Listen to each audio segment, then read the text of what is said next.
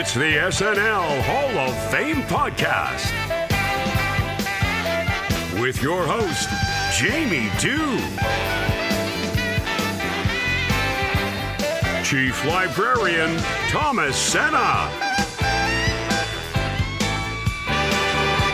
and featuring Matt Ardill. And now, curator of the hall, Jamie Dew.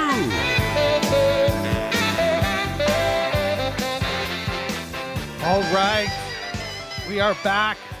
It is season 2. My name is Jamie Dew. I am host and curator here at the SNL Hall of Fame podcast. Before entering the hall, I ask you all to please wipe your feet. This is, after all, a very sacred place. We have an initial class, the class of 2022, and here we are in season 2 getting ready to put together the class of 2023. It's this easy. Every week you tune in to the SNL Hall of Fame podcast and you'll hear a guest. In today's case, you'll hear Kirstin Turnbull, and she'll be nominating Bill Hader. At the end of the season, when all 30 nominees have been nominated, we will open the voting and you can get your hands dirty because we want you to vote for your favorites, vote early, vote often. Register to vote on any of the links that you see coming out on our socials. This way you'll get a reminder when it's time to vote and everything will just be ducky.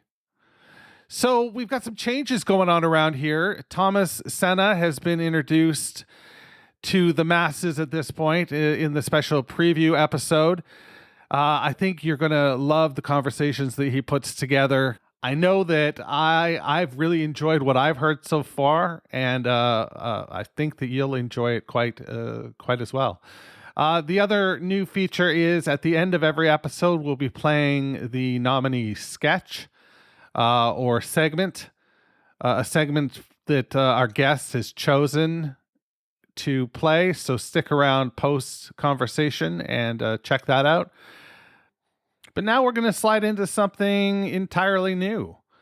This is Matt's Minutia Minute featuring local Toronto stand-up comedian Matt Ardill. We're calling him Matt. He is hosting something called Matt's Minutia Minute, and he'll be doing that each and every week. So look forward to that. It's not going to be strictly about minutia, nor will it be a minute long, but I love alliteration. So Matt's Minutia Minute, it is. Hey, Matt, what are you saying? Hey, Jamie, thanks for having me on the show today to talk about Bill Hader, one of the greatest impersonators to grace the stages of Saturday Night Live. It's absolutely my pleasure to have you here and to know that you'll be here every week with some valuable insight and content on that week's nominee.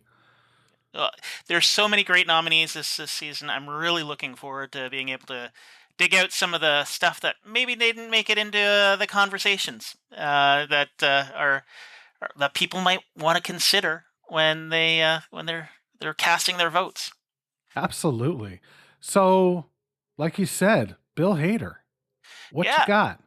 Well, he's 6'1", born June 7th in 1978, eldest of 3. It doesn't really matter, but it's nice to know. His first season was 2005, season 31.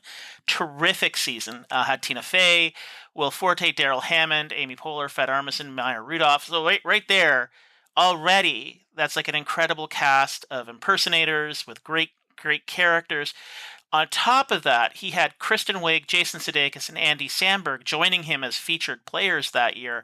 Holy. So, yeah, like three more powerhouses in addition to himself joining the cast. So it's a pretty prestigious group that he worked with. Yeah. Now he lasted 8 seasons. He outlasted the 7-year contract, but decided after season 8 that he was going to call it quits.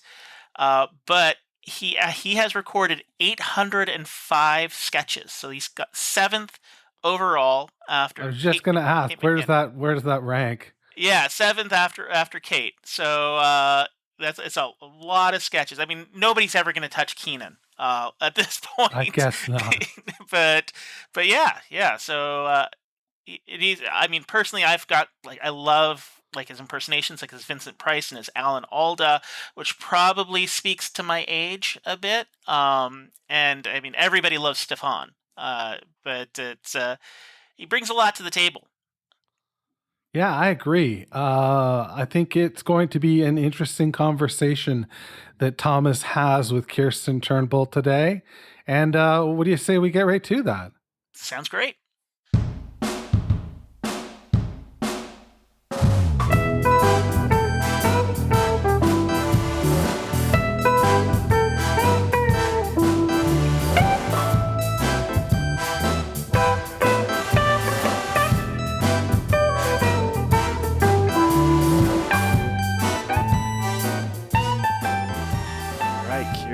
So with Bill Hader, I wanted to start off maybe a little differently than with a lot of episodes, and maybe briefly kind of touch on his journey to SNL, because I think it's actually a kind of a unique thing compared to other cast members. So, he worked in movie production and on movie sets and stuff, but in March of 2003, he took classes at Second City in LA. So we'll keep that in mind, March of 2003. I don't know if you knew, through your research, he formed the comedy group Animals from the Future with 3 friends. One of them was Matt Offerman. And if that last name sounds familiar, it's because that's Nick Offerman's brother, Matt Offerman. So Megan Mullally, who's married to Nick Offerman, went and saw the group perform. And then to Bill Hader's luck and talent, but a lot of luck, she talked to Lorne Michaels about Bill Hader not long after seeing them perform. And then Hader was kind of on the fast track to audition for the show. And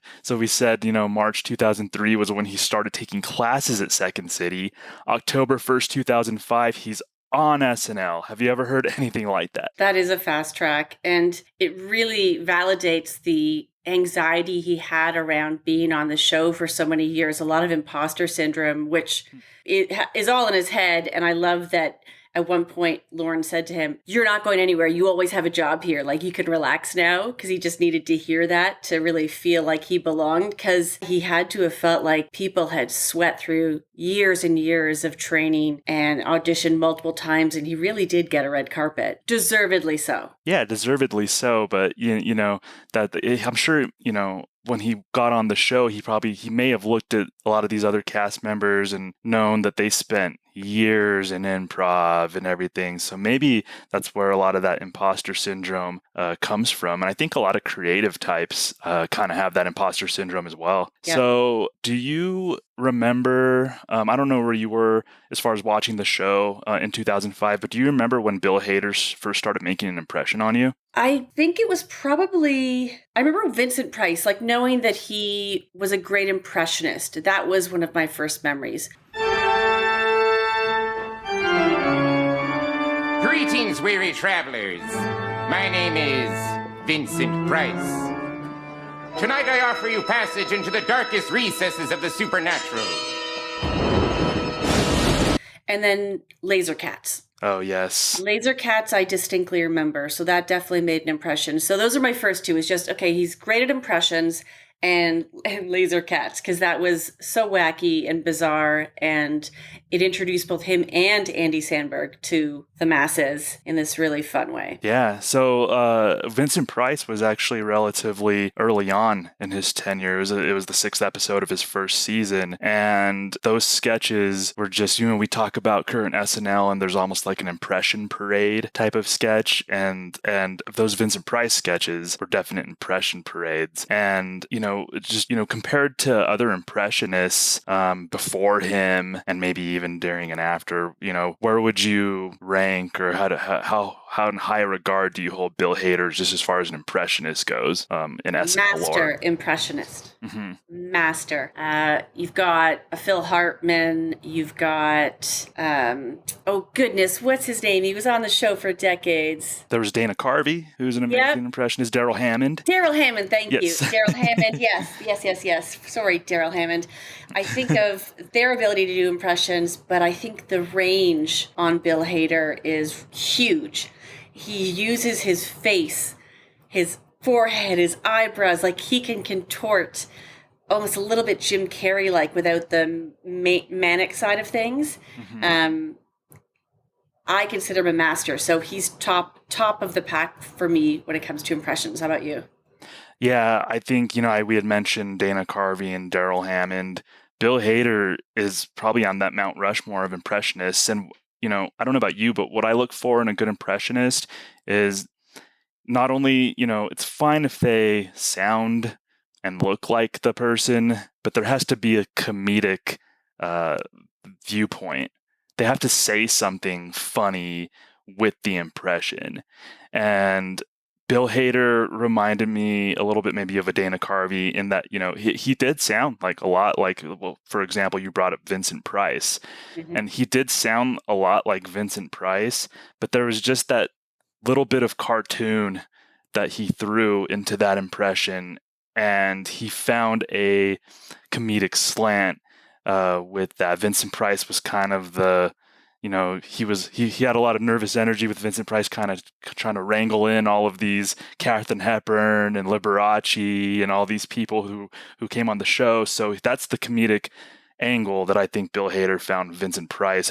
Maybe you noticed that with some of his other impressions.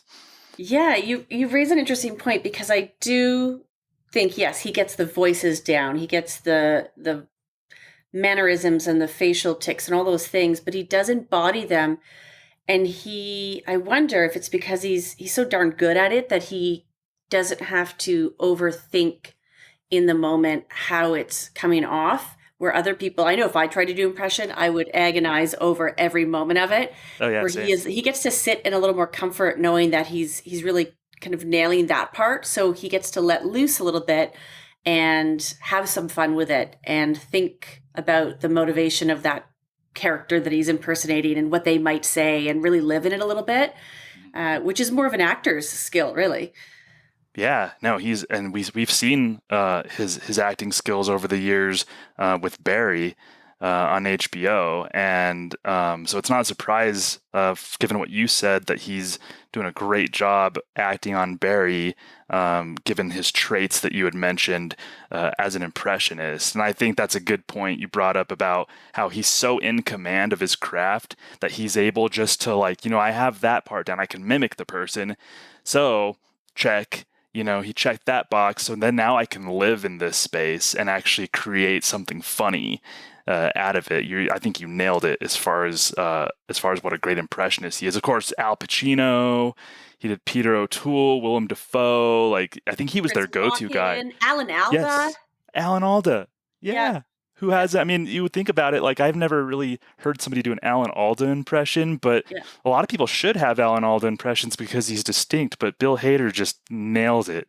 He completely nails it. But I think it was Alan Alda he did in maybe the Jurassic Park auditions.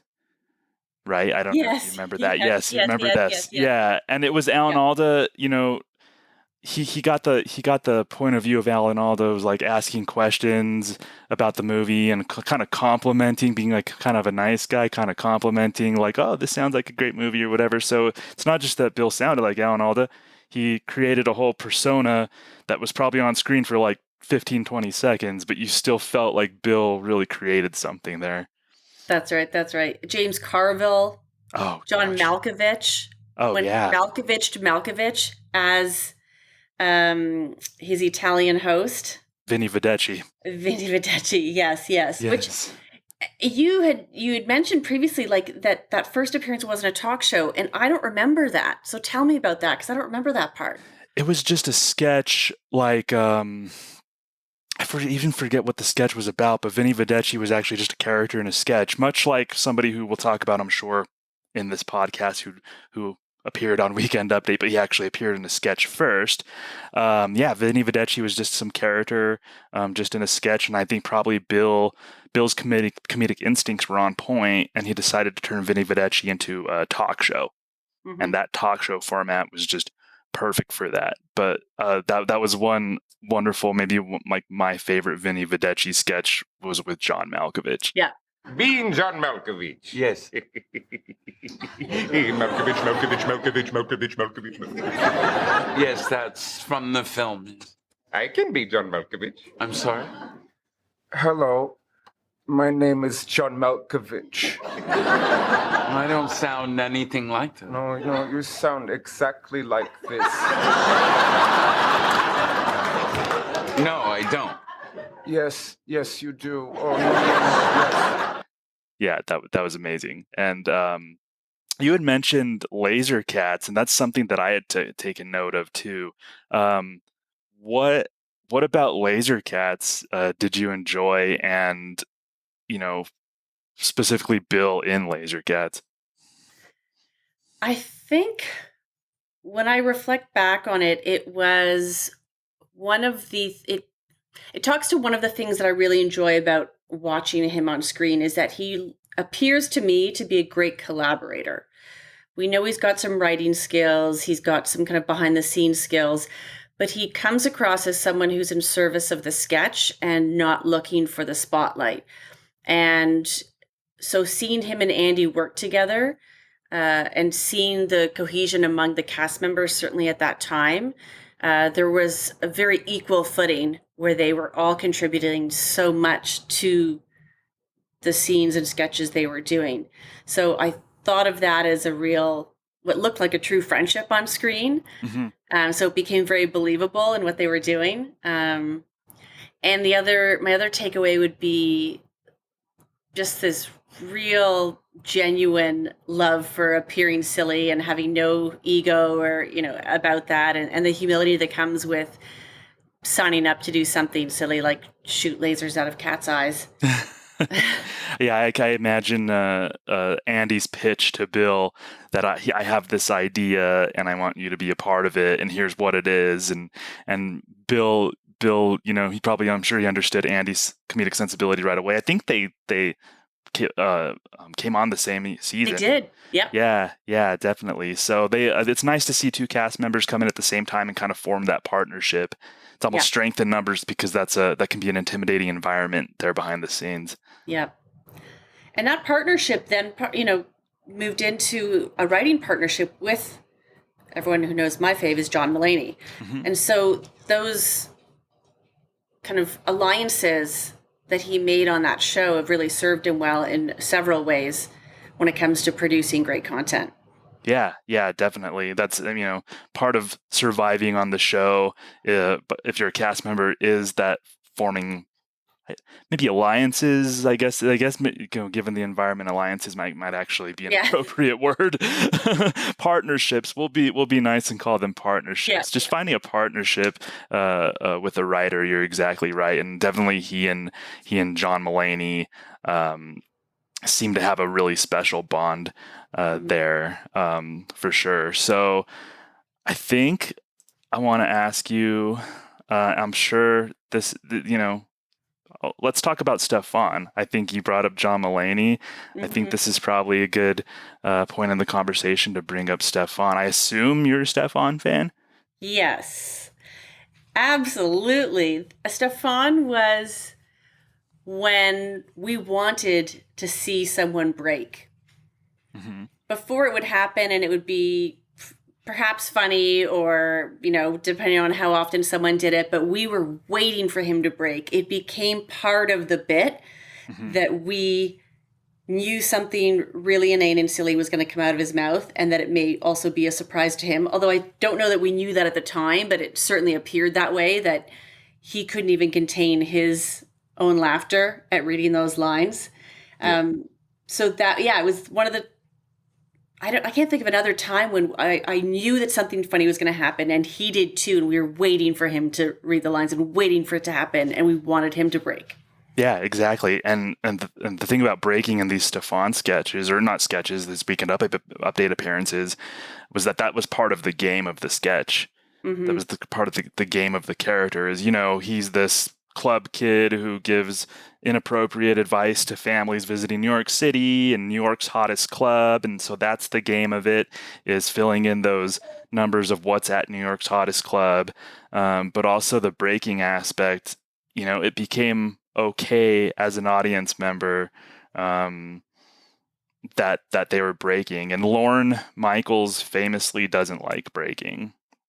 But right. Yeah. He says, I mean, I've heard cast members, Kate McKinnon, I've heard recently do an interview saying that like Lorne hates breaking and everything like that. So I have a feeling Lorne was okay with this kind of breaking because it was actually think so too. part of the game of the sketch, for sure. So what I noticed with these Stefon sketches is, at first, maybe the first sketch or the first weekend update appearance from Stefon, the audience, you know, the first few jokes, they were kind of like, I can kind of feel it in the room, like, well, what is this? What is this? But by the end of the first appearance, and definitely into the second and third, you can kind of feel that momentum. Mm-hmm. Audiences started getting Stefon right away. Do you remember watching those in the moment? Maybe kind of how you felt about it when you first saw it? Yeah, absolutely. You see so many characters tried on Weekend Update. And so you wait to see if they're going to land or not. Absolutely. And when you think about how Stefon's story ended, it's a perfect example of how much love the audience had for him and that we were cheering for a wedding for him. Yes. He really connected with people.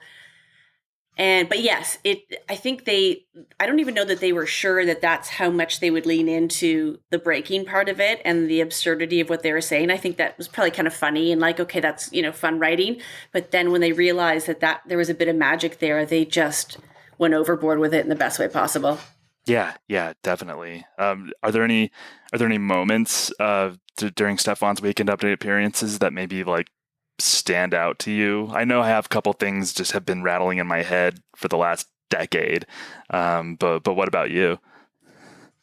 Oh my goodness.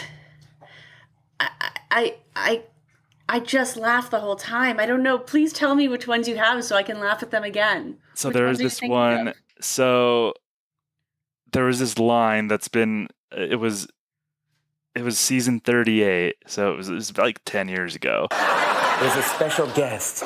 Have you heard of Blackula, the Black Dracula? Yes. Well, they have a Jewish Dracula. Oh, what's his name? Sidney Applebaum. Okay.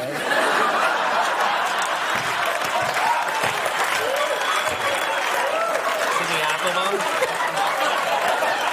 Jewish Dracula.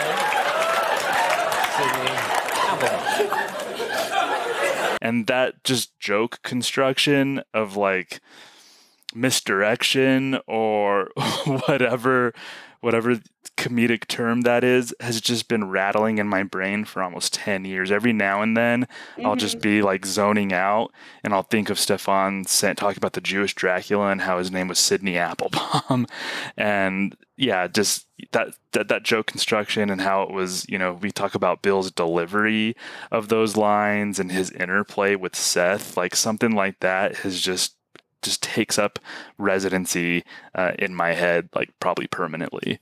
Yeah. I do remember the way that he put his hands in front of his face. That became a thing. I remember you could just make that motion to your friends and everyone knew at that time that you were imitating Stefon.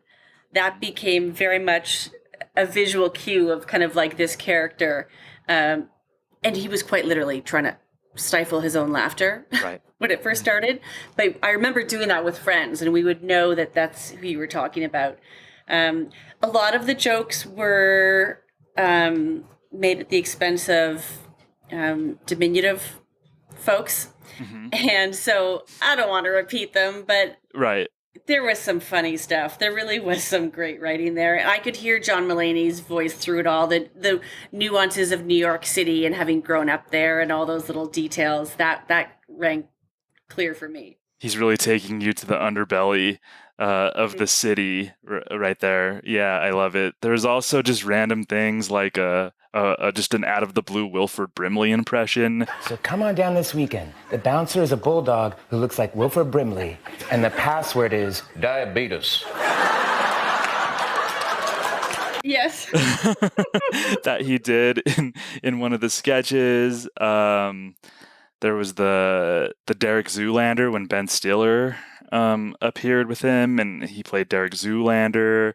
So there's just so many memorable moments, and that came from, you said that partnership between Bill and John Mulaney, and we got to credit, Bill's comedic genius. Honestly, it's genius. He makes it look easy, but that's the kind of genius part of it, is how easy he makes it look so much. Yeah.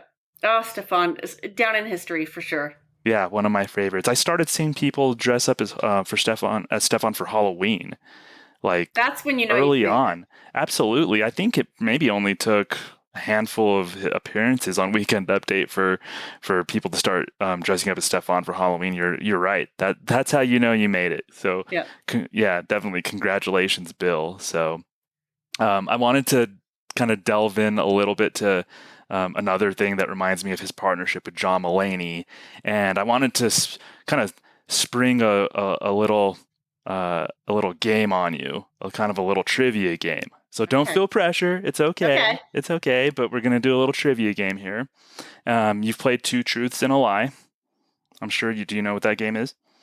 Yes, long time ago. Okay, so we're going to do Two Truths and a Lie. So I'm going to name 3 things. It's involving game shows that Bill Hader hosted on SNL. Okay. Yeah. So I'm going to name 3 titles of game shows, 2 of which are true, and 1 of which is not the actual title of a game show. So got it. Hit me. All right. So the first one is Who's on Top? Okay. All right. Second one is Why Are You Like This? Mm-hmm. And the third one is What's Wrong with Tanya? Which one of those is not a game show that Bill What's Hader Wrong hosted? with Tanya is a fantastic sketch. Yeah. Fantastic. Yes. They want to nail explain it every yes. Lifetime trope possible. Visually, the way that the characters are dressed, the catchphrases, the melodrama. Oh, I love that one. So I know that one's true. That one's true. Yeah. Bill Hader did host a game show called What's Wrong with Tanya? Why Are You Like on This? The show. And Who's on Top? And Who's on Top? Oh my gosh. I'm going to guess that Why Are You Like This is true. Who's on Top is actually the one, the other one that's true. That was with, they would name kind of like, I guess, two male celebrities, and then they would figure out like if they made love, who's on top. Yes. So that was one. Why Are You Like This is one that I created. Sounds funny. There you go. That I could picture Bill actually hosting. So Bill was a consummate game show host on the show, and with as many game show sketches as the show tends to do, which is understandable. It's an easy kind of vehicle for comedy, and Keenan is probably the game show, the kind of current game show host. But Bill was just the best game show host. I agree. He's number one for me. Yeah. He's number one for me in terms of game show hosts. Yeah, definitely. One of my favorites was What's That Name? Mm-hmm. And that's what I was going to bring up. Yeah, you want to talk about What's That Name? Yeah, What's That Name? I also just love that it was so darn true. It was it revealed something about all of us that we are absolutely horrible at and should be ashamed of. I'm generalizing clearly, but yes, I can name. I don't watch the Kardashians, but I could name them. But I don't know all my neighbors. I don't. It's. I know people by their dogs' names. It's embarrassing and horrible. And it played right into that in a really fun way. And it was incredibly well written. That is one of the best versions of a game show for me on SNL. Yeah, it might be my favorite, or probably like the Mount Rushmore of game shows on SNL. Just the whole, how sadistic that Bill was as the game show host in that. And I think in one appearance, John Mulaney asked, like, why do you do this? And he's just so like confused and everything. And Bill's just, just this, he's just getting pleasure out of embarrassing and kind of almost torturing these poor people who can't remember names. Yeah, just amazing. It's such a funny commentary too. Like when there are so many ridiculous game shows out there, and people really do sign up to be embarrassed so much of the time. We get to see people get hit by things and knocked over, and so I do like that it's commenting on just how much people are willing for a moment of television fame or a few dollars if they win, to embarrass the heck out of themselves and be that shamed on television. Yeah, exactly. And Bill's just the perfect person to highlight that. Yep. I think he also did Dylan McDermott or Dermot Mulroney, which I still have trouble with to this day. I would have not won that game show, and Bill would have shamed me for it. Now, speaking of shows, yes, can I bring up one of our favorite TV show hosts that he does? Keith Morrison. Keith Morrison from Dateline. Yes. Yeah. What was it about Keith Morrison? Or his impression of Keith Morrison? Very distinct voice, which he nails. Very distinct voice. But similarly, someone who gets a little too excited about the tragic circumstances that are being, just explained by the guests on the Dateline show. I looked for him for weeks and weeks. Finally, the police called me and they found his car. And what did they find when they opened up the trunk of that car? It was my boyfriend's body. Oh, my.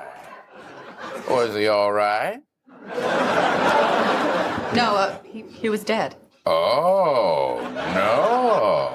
I remember at one point thinking, Keith Morrison in real life is not like how much is he exaggerating Keith Morrison's overzealous interest at times?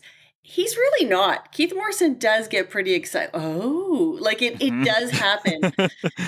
But then he grabs the popcorn and he wants all the gory details. Listen, I'm a true crime podcast listener with the best of them. And so that's definitely playing into our morbid curiosity to slow down for the car crash. So I like that he leans into that, but it is the voice that he nails on that one for sure. Yeah, definitely. And you mentioned that he found a comedic angle to that impression too, because I think Bill understands that you need that comedic hook. Yeah. I love when he would play Keith Morrison on SNL.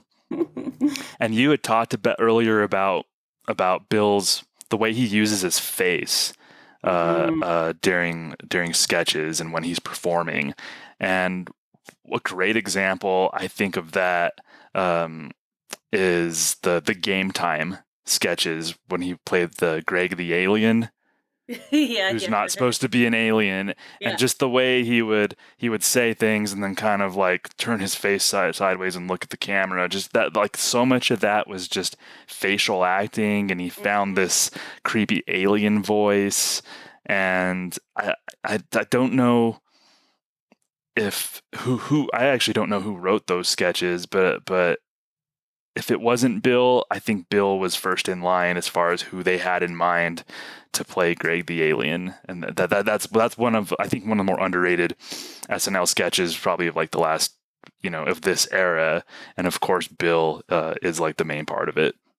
I agree. I don't know who else I could see playing that with the same level of skill. It would feel silly, but he made it feel very real. Yeah, because he does sound effects too. He doesn't just do voices. He just does these like subtle sound effects and body movements. And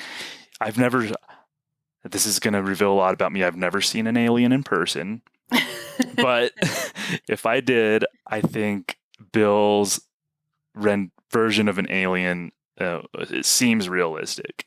Right. He made me believe that he was actually an alien in a realistic way. So, him playing Greg and game time with him. We actually, in one of the sketches, we saw other cast members and a few writers and John Hamm actually try to be Greg a little bit when it was found out that Greg can turn other people into aliens and then they can duplicate. So there was one point where Bill Hader was there as Greg, John Hamm was sitting next to him as another Greg, and then there was all these Gregs that popped up behind them. And I just tried to notice their facial expressions. Sudeikis did a decent job of it, but Bill Hader is just the master, just the way he contorts himself just to slide into a character is so wonderful. Is there anything else that jumps out at you? Yeah, when we're thinking of characters that aren't actual people, I think of the Cat in the Hat. Mm-hmm. And if you remember, he's in the Cat in the Hat. He's talking to the kids. The mom, Cecily Strong, comes home and he breaks character and, Linda. And all of a sudden it's this Mrs. Doubtfire kind of situation where they have a very real conversation about their failing marriage. Meanwhile, he's in this Cat in the Hat. Or not even the marriage, but he's I think he wants her to leave her husband or something. And so funny. And taking a character like that's not real and having some fun with it. Or, the faces that he makes as LeVar, the coal mining gossip, the gossipy coal miner. Mm-hmm. Just so silly. But approaches them with a lot of conviction and then uses that elastic face to create these really fun and bizarre and unique characters. Yes, he has a face with elasticity. That's a huge compliment, especially when you're working in the visual medium like SNL. And I can't think of many cast members who could use their face to such a degree like that, where they can garner that type of reaction from viewers. Mm-hmm. For sure. One of my all-time favorite sketches, and it's interesting because we're talking about Bill Hader's SNL Hall of Fame candidacy, and this is one of my all-time favorite sketches, but it might not be my favorite Bill Hader sketch. It's the Puppet Class. I have this on my list with so many circles around it. Uh-huh. Yeah, well, what did you like about the Puppet Class sketch? Anthony Peter Coleman. Yes. I just have to sigh for a moment because I remember first seeing it, and every single time I've watched any of those since, I laugh just as hard. It's so dark and strange, and I'm at a loss for words. I absolutely love that character and that sketch, and I recently watched the one with Family Guy. Yeah, Seth MacFarlane. Thank you, Seth MacFarlane. Mm-hmm. And every character on that one nailed it. Keenan nailed it as the ooh, can I try again? That guy. And then and it was also Vanessa Bayer. Thank you. Vanessa Bayer was, she was in there. But, oh my gosh. Yes. What do you think? Because that is one of my favorites. I have it circled so many times here, and I have no words. I just love it so much. Yeah, I love it so much too. And it's Bill's commitment to the bit. Mm-hmm. And it reminded me, I don't know that we saw Bill break very much other than Stefon. Because if there was a sketch to break in, that could have been it. And Keenan didn't break, Vanessa didn't break, Seth MacFarlane didn't break. Everybody just held it together. And Bill, I don't know, there was jokes that were kind of bait and switch in that too. And Bill's timing made it when he changed characters. That Seth MacFarlane's character told them to change their personas of their puppets. Anthony, do you want to try a completely different character for Tony? Okay. I like texting. Shop till you drop. Da-da-da-da-da-da. George it. Okay, that's kind of Bonnie's character, though, isn't it? You maybe want to try something else? All right. I'm Clark, and I like biscuits and waffles. That's great. Tell us more about Clark. He was another grunt in my platoon. He just goes back into his old military persona and starts telling a really dark story involving Clark. And it's kind of that bait and switch, and you need perfect timing to get a joke like that down. And I think Bill definitely accomplished that. I agree. I don't know how he didn't break. I do not know how he didn't break in that one. Let's see. He broke in Stefon. I've seen him break a couple times on the Californians. That's right. Because that was so silly. That was just that's the silliest thing. Yeah, and he did break when he dumped this slushy over Kristen Wiig's head and then the colander when they were doing Hollywood Dish. But I do not know how he didn't break during Anthony Peter Coleman. And if anyone who's listening has not seen those, go watch them all immediately and enjoy the brilliance of that character in those sketches. Yeah, that's one. If we were to walk into the SNL Hall of Fame and there's like a highlight reel playing of Bill Hader, I think the puppet class would be definitely predominant. Like Dom would take up a huge place in that highlight reel, for sure. He tried to make people break when he played Herb Welch. Yes. Yep. Yeah. I think that was him, trying to just mess with his scene partner and and try to make people break with that. Definitely. Yeah, that was a good one too. That one was really enjoyable because it was just kind of harmless fun. This kind of doddering old gent who would, obviously hit people in the face or what have you with his giant foam microphone cover. And then the acoustics of that hitting, the audio, like there were a lot of funny elements in that. And I recall that he would sometimes hit someone and he would keep going. Like you'd know that he felt like it was right to just, again, trying to break them, but that the moment made it that much more ridiculous that he would keep bonking them on the head with it. Yes, that was a memorable character also. Are there any other sketches or characters before we head on out that we kind of have to talk about as far as Bill Hader goes? One of my favorites is A Cut for Time, and it was The Allen. Okay, you might have to explain that one to me. Oh, so Vanessa Bayer and Taran Killam are a couple. They come home from a date.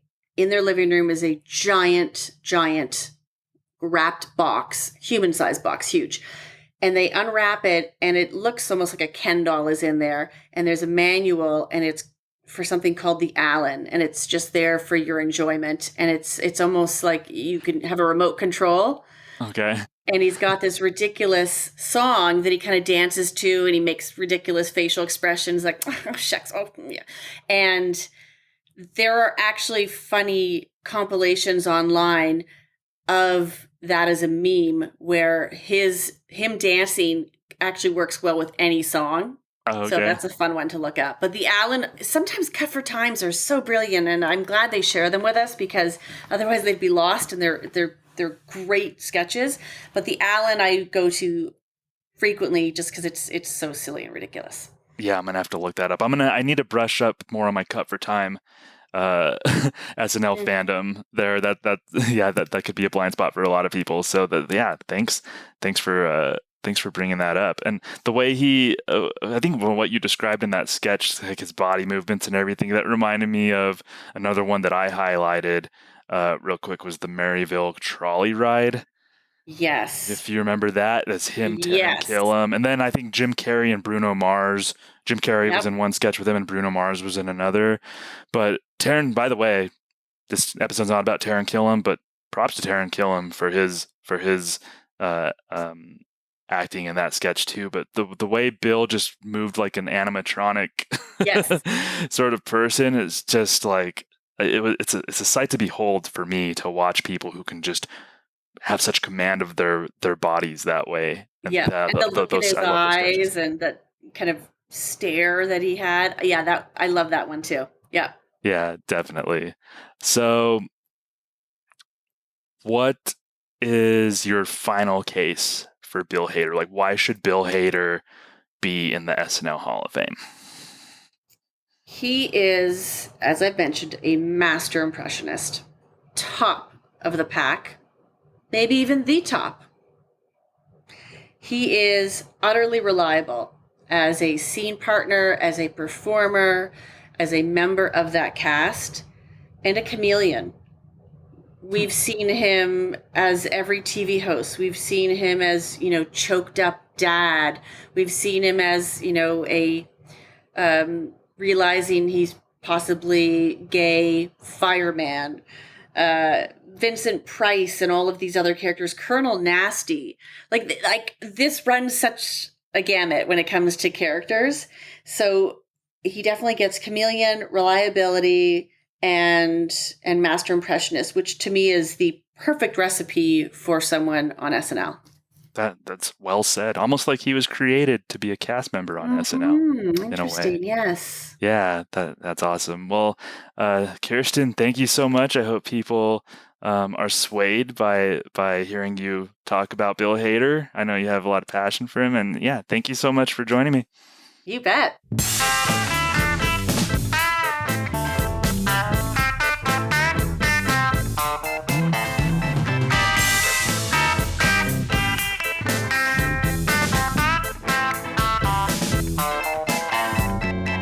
All right. What a conversation there between Kirstin Turnbull and Thomas Senna.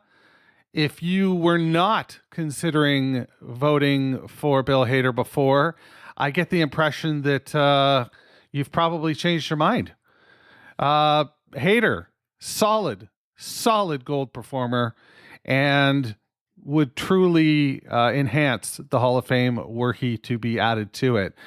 Kirstin has also sent along a sketch that she feels represents, what Bill Hader is capable of at his highest level. And we're going to give that a listen to right now. It's a Stefon Christmas. So let's give that a spin right now. Take it away, Seth.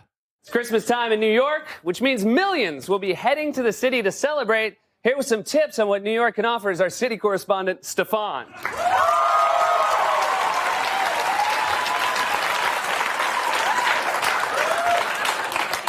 Hi.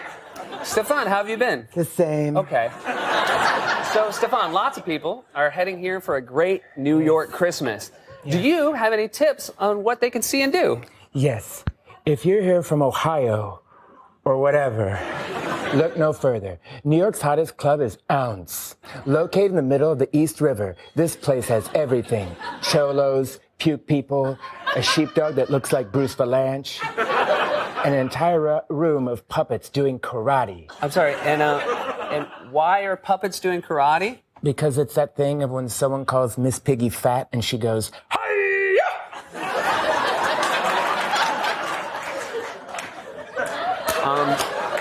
Stefon, when I said, fun things for the holiday, yes. I meant things that were a little more normal. Mm-hmm. Can you think of any things that might be a little more sort of like classic New York holiday? Mm-hmm. Yes. If you want your Christmas in New York to be classic, look no further. New York's hottest club is Ounce. This lower East Side dump is a creation of club owner Tranderson Cooper. And it finally answers the question, do I have to? This place has everything. Schizos, kite enthusiasts.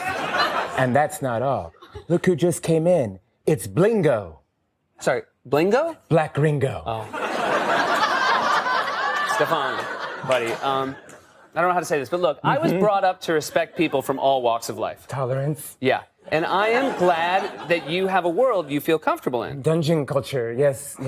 But look, buddy, I'm kind of an old-fashioned guy, born and raised in New Hampshire. A glimpse into Seth Meyers. Okay. And I wanted to help folks, Folks. Yeah, folks. And I want them to find some good old-fashioned Christmas cheer. Yes. No, Stefon, can you help us with that? Yes. Okay. If you're old or into fashion, I've got the place for you. New York's hottest holiday club is Blitzen. And right now, they're having their 12 days of Christmas dance party. Oh, 12 Days of Christmas. Now, see, that sounds nice. Because it has everything. 12 jacked albinos, 11 little Richards, 10 piercered babies, 9 Asian Balkies, 8 gay Aladdins, 7 psycho swearing, 6 Puerto screechins, Puerto Rican screeches. Of course. Of course, yeah. We all knew that. 5 homeless Elmos. 4 coked up frogs, 3 French hens, Taylor Negron. And a human parking cone. So... Lay it on me, my man. What's your question? All right. The question was, what's a human parking cone? Yes, it's that thing of when 2 jacked midgets paint themselves orange and you have to parallel park between them.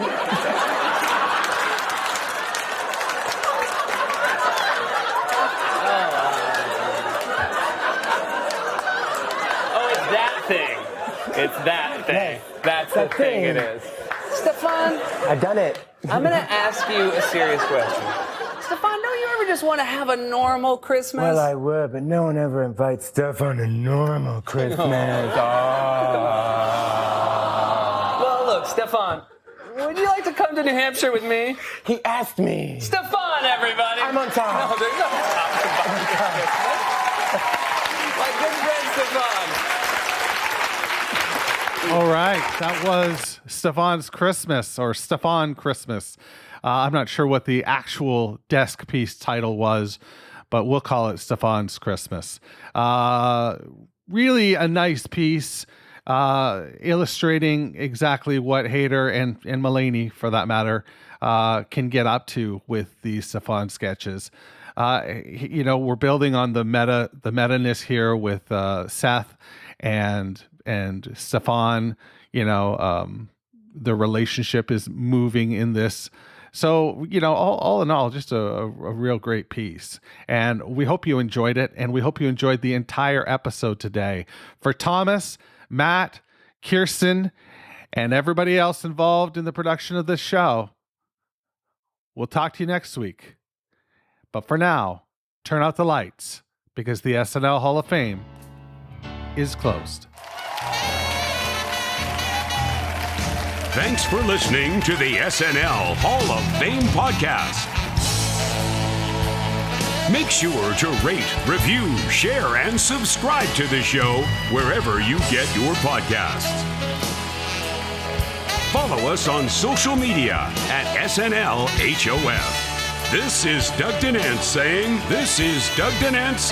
see you next week.